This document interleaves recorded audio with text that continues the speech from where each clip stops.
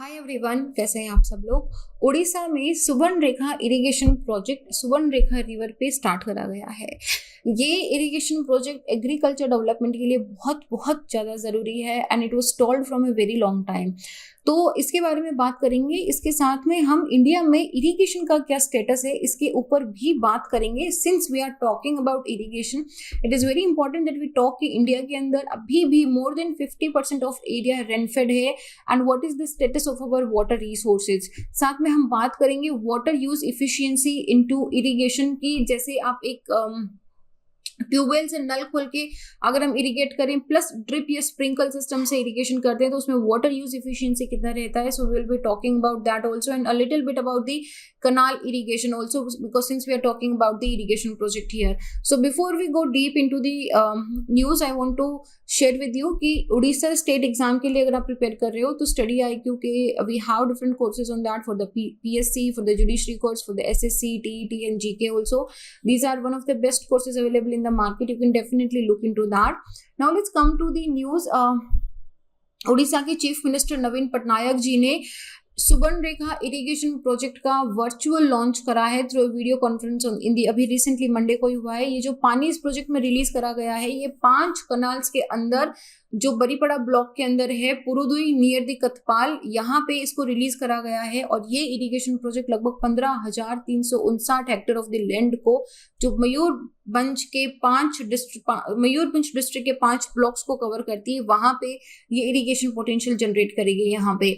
So this was chief minister sir doing the launch and तो अच्छा ये क्या होगा कि विद दिस मयूरभंज पूरी कंट्री का पहला ऐसा डिस्ट्रिक्ट बन जाएगा। It will be first in the country जहां पे piped water to all household available provide कराया जाएगा और लगभग 768 करोड़ इस प्रोजेक्ट की फैसिलिटी पे खर्च करे जाएंगे। स्टेट गवर्नमेंट ने इरिगेशन को अपना प्रायोरिटी सेक्टर बनाया है क्योंकि एग्रीकल्चर का status is very very important for the social economic development of the state also. लगभग 10,000 हेक्टेयर का जमीन इस इरिगेशन प्रोजेक्ट से खरीफ की फसल आने से पहले ही उसमें इंश्योर करा जाएगा कि दे हैव द इरिगेशन। लगभग 1.09 लाख हेक्टेयर एग्रीकल्चर जमीन मयूरभंज एंड बालासोर डिस्ट्रिक्ट में ये इरिगेशन वाटर जो सुवर्णरेखा इरिगेशन प्रोजेक्ट है इसको इरिगेशन वाटर मिलेगा। Before we go I have a quick question for you. Balasore के बारे में रिसेंटली अभी हमने एक न्यूज देखा था। What was that news? मुझे थोड़ा सा एक हिंट दे दो, पता चल जाएगा if you are really listening to it very carefully. Let me know कि बालासोर के अंदर भी हमने उड़ीसा के बारे में कुछ एक न्यूज पढ़ा था। क्या था? Right in the comment section. अच्छा, तो स्टेट गवर्नमेंट ने ना काफी सारी स्कीम्स लॉन्च करी है फॉर द वेलफेयर, जैसे कि कृषक assistance for livelihood and income augmentation, जिसको कालिया स्कीम के नाम से बोला जाता है। इसमें लगभग 67 लाख फार्मर्स को फैसिलिटेट फार्मर फैमिलीज को बेनिफिट हुआ है इसके अंदर। तो इसके अंदर पूरा proper utilisation of irrigation water कैसे करा जाता है वो एडवाइस करा जाएगा।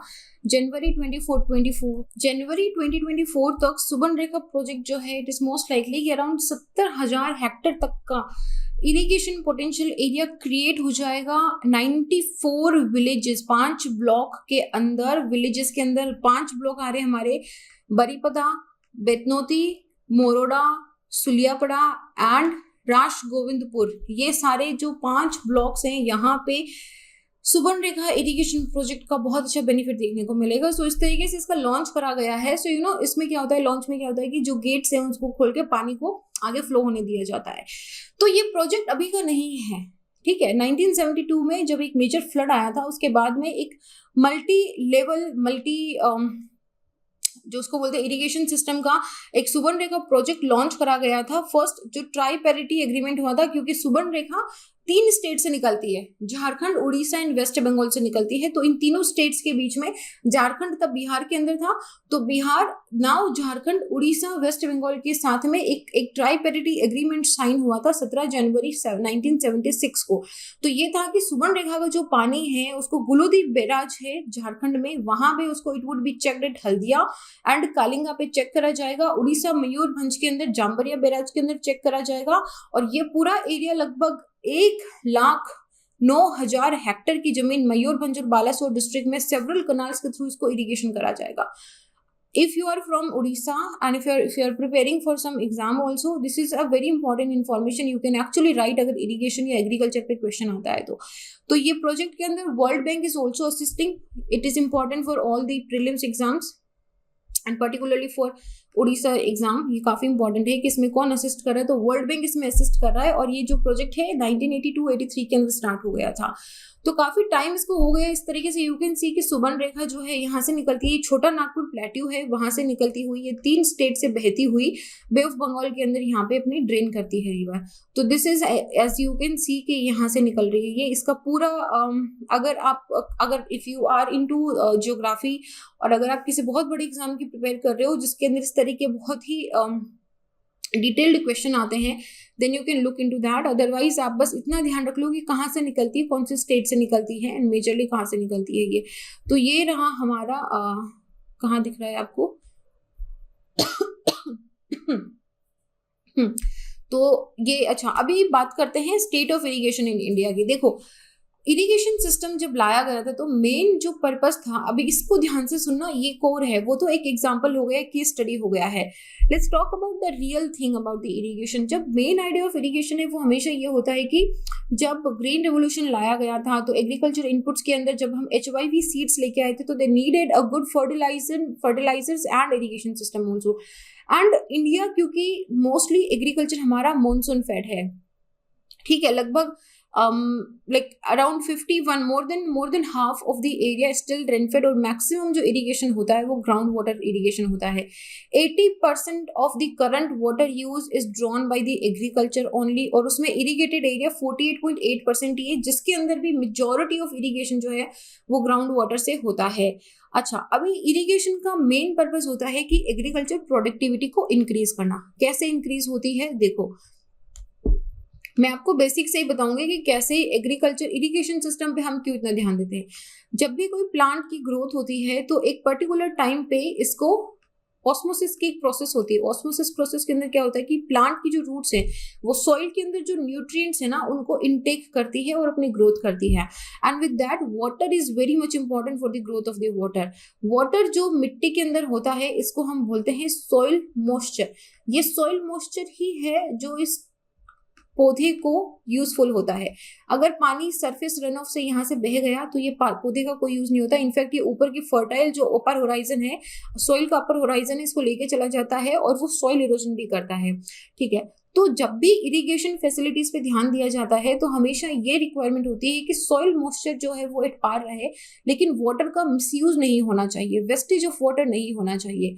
तो जब हम बात करते हैं ना कि इरिगेशन सिस्टम में जब हम वाटर यूज इफिशियंसी की बात करते हैं, वाटर यूज इफिशियंसी, तो उसका मतलब है कि आप मान लो आपने 100 लीटर पानी दिया और उसमें से पौधे को अगर सिर्फ 10 लीटर ही पानी चाहिए होता तो वो 90 लीटर जो पानी है वो वेस्टेज में चला गया, या तो वो इवोपरेट होके उड़ जाएगा या वो ग्राउंड वाटर के अंदर उसको बिल्कुल सीप कर जाएगा, या फिर हो सकता है कि वो मडी सिचुएशन बना दे यहाँ पे। तो ये रिक्वायरमेंट करी जाती है कि इस जमीन को कितने पानी की जरूरत है। इसीलिए ड्रिप इरिगेशन या स्प्रिंकल सिस्टम के अंदर क्या होता है कि ड्रिप पानी जाता है, और जब आप पौधे को ड्रिप पानी देते हो तो वो जमीन जो है वो आराम से उसको सीप कर पाती है, अब्सॉर्ब कर पाती है, तो सॉइल मॉइस्चर ज्यादा रिटेन रहता है इसके अंदर। इसीलिए आजकल हम लोग माइक्रो इरिगेशन सिस्टम पे ज्यादा ध्यान देते हैं, जैसे कि ड्रिप हो गया, डच एक I think it was called Dutch irrigation system हो गया, स्प्रिंकल इरिगेशन सिस्टम हो गया है, so that whatever requirement is for the plant उतना ही पानी दिया जाए, एक्सेसिव पानी ना दिया जाए। एक्सेसिव पानी इरिगेशन के थ्रू जब जाता है तो वो फायदे कम और नुकसान ज्यादा करता है। जैसे कि एक आपको मैंने बताया कि सॉइल इरोजन की जो समस्या है उसको ये इंक्रीज कर देगा। एंड ऑल्सो जब एक्सेसिव पानी अगर आप देते हो तो अगर arid and semi arid area के अंदर ये प्रॉब्लम आती है तो उसमें कैपिलरी एक्शन की वजह से जो सॉल्ट्स हैं वो अपर लेयर पे आ जाते हैं। पानी तो जो यहाँ पे एक्सेसिव वाटर है वो तो इवोपरेशन से उड़ जाएगा, लेकिन पीछे यहाँ पे एक सॉल्ट का लेयर बन जाता है और ये सॉल्ट का लेयर जो जमीन को है वो सलाइन एंड इनफर्टाइल बना देता है। सो सिमिलरली काफी सारे नुकसान भी होते हैं। और दूसरा कि एक्सेसिव वाटर में हम क्या करते हैं कि ग्राउंड वाटर क्योंकि मेन सोर्स ऑफ इरिगेशन हो रहा है एंड देन कनाल ऑल्सो, तो उसकी वजह से over exploitation of the ground water भी हो रहा है, तो ग्राउंड वाटर का लेवल है जो वो भी कंटिन्यूसली नीचे जा रहा है, और ग्राउंड वाटर जितना नीचे जाता जाएगा उतना ही उसके अंदर मिनरल कंटेंट हेवी होता जाएगा, टॉक्सिसिटी बढ़ती जाएगी, और वो पानी खारा हो जाता है, हार्ड वाटर हो जाता है, वो यूज नहीं होता है उस पानी का। सो ये है। अच्छा, मानसून की बात करें कि डिपेंडिंग अपॉन कि हमारा इंडियन मानसून के फीचर एंड कैरेक्टरिस्टिक्स आपको पता है कि बड़ा अनसर्टेन अराइवल होता है, बड़ी ही स्पेशल अनइवन स्पेशियो टेम्पोरल हमारी रेनफॉल होती है। तो जैसे कुछ एरियाज हैं जहाँ पे लो रेनफॉल होती है, पंजाब, हरियाणा, वेस्टर्न यूपी, यहाँ पे हाई कोएफिशिएंट ऑफ वेरिएबिलिटी होता है। वेरिएबिलिटी ऑफ रेनफॉल क्या होता है कि आज हमारे इस साल के अंदर मान लो कि 2019-20 के अंदर अगर मान लो कि 50 सेंटीमीटर की बारिश हुई, 2020-21 के अंदर सिर्फ 10 सेंटीमीटर की बारिश हुई, 2021-22 के अंदर 70 सेंटीमीटर की बारिश हुई। तो ये जो वेरिएशन दिख रहा है आपको 50 सेंटीमीटर, 10 सेंटीमीटर, 70 सेंटीमीटर, ये वेरिएशन होता है variability of the rainfall distribution की कितना वेरी कर रहा है, मतलब साल दर साल कोई स्टैटिक नहीं है, कितना तो होगा ही होगा। और जहाँ पे जितनी कम बारिश होती है वहीं पे रेनफॉल वेरिएबिलिटी सबसे ज्यादा भी होती है। अच्छा, यहाँ पे स्पेशल डिस्ट्रीब्यूशन में मेघालय एक ऐसा एरिया है जहाँ पे एक दिन में जितनी बारिश होती है उतनी पूरी थार डेजर्ट में एक साल के अंदर नहीं होती है। So that is the variation in special distribution also. 30% of cultivated area को ही सिर्फ सफिशिएंट रेन वाटर मिलता है, बाकी कहीं पे सफिशिएंट रेन वाटर नहीं मिलता है। That means 70% of the agriculture area जो है इसको चाहिए इरिगेशन फैसिलिटीज। और यहाँ पे मानसून गैप भी तो होता है कि एक बार मानसून ब्रेक लगते रहते हैं कि एक बार बारिश हो गई, फिर 2 वीक बारिश नहीं हुई, फिर बारिश हुई, फिर बारिश नहीं हुई। तो इसकी वजह से पेड़ पौधों को सफिशिएंट पानी मिल नहीं पाता है, और ये इरिगेशन फैसिलिटीज की एब्सेंस में क्रॉप को डैमेज भी होता है। मॉनसून सीजनल होता है, 75% ऑफ रेनफॉल 3-4 महीने में ही हो जाता है, उसके बाद में पूरा ड्राई सीजन जाता है। तो जो खरीफ की फसल के अलावा रबी की जो फसल होती है वहां पे तो बारिश होती ही नहीं है। एंड नॉर्थ वेस्ट इंडिया के अंदर तो 9 महीने ड्राई रहते हैं, सिर्फ 3 महीने बारिश होती है। मोस्टली रेनफॉल होती भी है ना, वो बड़ी टोरेंशियल होती है कि झड़ से गिरी और फिर चली गई। पानी मिट्टी को जमीन को टाइम लगता है पानी को एब्जॉर्व करने के लिए, तो अगर वो एब्जॉर्व नहीं कर पाएगी, अभी कुछ ही दिन पहले हमने क्लाउड बर्स्ट का एक वीडियो देखा था, तब मैंने आपको बताया था कि कैसे जो पानी अगर धीरे धीरे बरसता है तभी वो जमीन में सोख पाता है, और उसकी वजह से सॉइल मॉइस्चर भी रिटेन रहता है और ग्राउंड वाटर भी रिचार्ज होता है। अगर पानी बहुत तेजी से बरस के निकल गया तो वो पानी वेस्ट वाटर चला जाता है, इस सॉइल इरोजन को और बढ़ाता है। इरिगेशन इसलिए भी नेसेसरी हो जाता है क्योंकि with the little bit of commercialisation of agriculture practices also हम मोनोकल्चर क्रॉपिंग प्रैक्टिस को कर रहे हैं, राइस व्हीट। तो इसकी वजह से भी, और दोनों के दोनों वाटर इंटेंसिव क्रॉप है, ठीक है। तो जैसे कुछ क्रॉप्स हो गई राइस, शुगरकेन, जूट, कॉटन, यहाँ पे तो ज्यादा पानी की भी जरूरत होती है। क्रॉप जो जितनी ज्यादा अगर even arid and semi arid areas के अंदर अगर हम वाटर इंटेंसिव क्रॉपिंग की बात करते हैं तो इस तरह के कुछ फैक्टर्स है कि व्हाई डू वी नीड। अगर हम इंडिया में सोर्सेज ऑफ इरिगेशन की बात करें तो एज यू कैन सी की कनाल है यहाँ पे, क्योंकि यहाँ पे क्या है कि ये पूरा रिवर गेंजेटिक एंड इंडस का जो रिवर सिस्टम है वहां से इसको कनाल इरिगेशन की फैसिलिटी दी गई है। Then we have tanks, mostly जो टैंक्स है वो आपको साउथ इंडिया के अंदर मिलेंगे। बाकी वेल जो है वो आपको ऑलमोस्ट ऑल ओवर इंडिया मिलेंगे, बट ये वेल एंड टैंक ये जो सारी चीजें डिपेंड, और ट्यूबवेल्स भी है यहाँ पे, तो ये मोस्टली डिपेंड करता है कि टाइप कैसा है। जैसे जियोग्राफिकल फैक्टर्स जो है वो इरिगेशन को फेवर करते हैं। जैसे नदर्न प्लेन्स के अंदर आप देखोगे तो स्लोप जो है वो काफी जेंटल है, ठीक है। नदर्न प्लेन्स की बात कर रही हूँ मैं, हिमालयाज की बात नहीं कर रही हूँ। I am only talking about particularly this area जो प्लेन एरिया है। यहाँ पे जनरली जेंटल स्लोप है, तो इसकी वजह से जो इरिगेशन का पानी है वो दूर दूर तक it can go to the far of places also. Soil भी जो है सॉफ्ट एंड फ्रीएबल है, इसकी वजह से आप आराम से इसमें।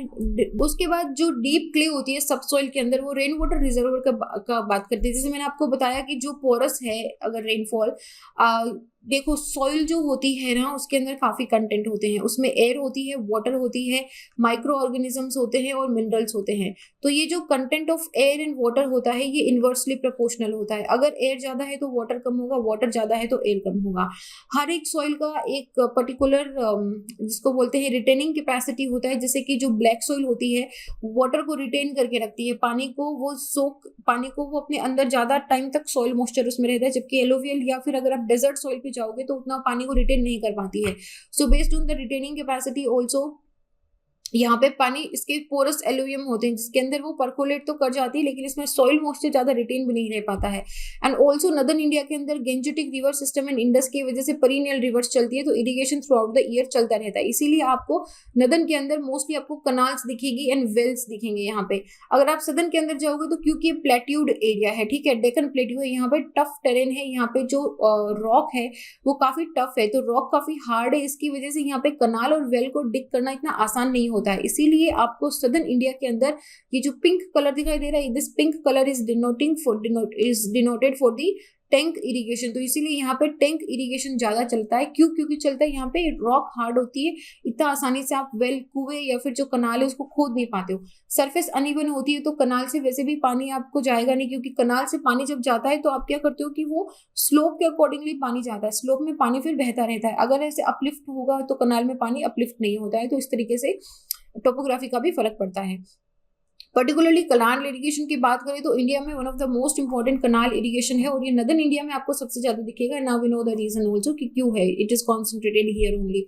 अगर हम स्टेट वाइज कैलकुलेट करेंगे तो यू विल सी कि कश्मीर के अंदर 91%, छत्तीसगढ़ में 66%, उड़ीसा में 64%, हरियाणा में 44% एंड आंध्र प्रदेश में 34% area irrigated by the canal. Andhra Pradesh में क्यों है? क्योंकि यहाँ पे जो ईस्टर्न घाट्स है वो यहाँ पे डेंडुएड हो गए हैं, वो वहाँ पे इरोड हो गए, तो उसकी वजह से वहाँ पे एरिया और भी, और जो अगर आप यहाँ पे भी कनाल्स का पोजीशन देखोगे तो it is only according to the slopes only.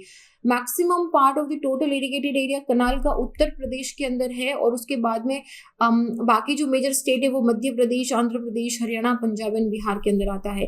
Kanal irrigation भी दो तरह का होता है, इंडवेशंस एंड पेरिनियल कनाल। तो इन इंडवेशंस जो कनाल होती है वो होती है कि रिवर से, चलती रिवर से पानी ले लिया जाता है, अलग से एक रिजर्वॉयर बना के नहीं लगाया जाता है। जैसे कि सतलज गंगा प्लेन के अंदर जो कनाल बनती है वो चलती रिवर में से एक छोटा सा स्ट्रीम अलग कर दिया जाता है, कनाल बना दी जाती है। पेरिनियल के अंदर क्या होता है कि इसमें through out the year flow of water जो है वो मेंटेन करा जाता है। तो इसमें पानी आप रिवर से या किसी रिजर्वॉयर से ड्रॉ करा जाता है। तो यहाँ पे क्या होता है कि एक बड़ा रिजर्वॉयर बना दिया जाता है, इसके अंदर पानी का इंटेक करा जाता है, फिर यहाँ से जो कनाल सिस्टम है इसको आगे सर्कुलेट करा जाता है। तो दो तरह की कनाल होती है डिपेंडिंग अपॉन कि वहाँ पे रिवर कैसी, इरिगेशन की नीड कितनी है, एंड वाटर का हमारा प्रिसिपिटेशन कितना है वहाँ पे, depending upon all that. So this was like the complete picture of irrigation in India. I hope कि आपका थोड़ा इरिगेशन का कंप्लीट हो गया होगा, क्योंकि अगर हम सुवर्ण रेखा इरिगेशन प्रोजेक्ट की बात करेंगे तो वो काफी इनकम्प्लीट सा टॉपिक रह जाएगा। सो आई होप आपका इरिगेशन पोर्शन अभी कंप्लीट हो गया होगा कि that why do we need to have the irrigation in our country. So this is it. मेरा नाम संतोष है। अगर आप उनसे जुड़ना चाहते हैं तो इंस्टा या टेलीग्राम पे little_simple_बुद्धा पे सर्च करके जुड़ सकते हैं। वीडियो का पीडीएफ आपको टेलीग्राम पे मिल जाएगा, आप यहाँ से देख सकते हैं। And this is it. अपना ध्यान रखिए, खुश रहिए, स्वस्थ रहिए। I will see you guys in the next. जय हिंद।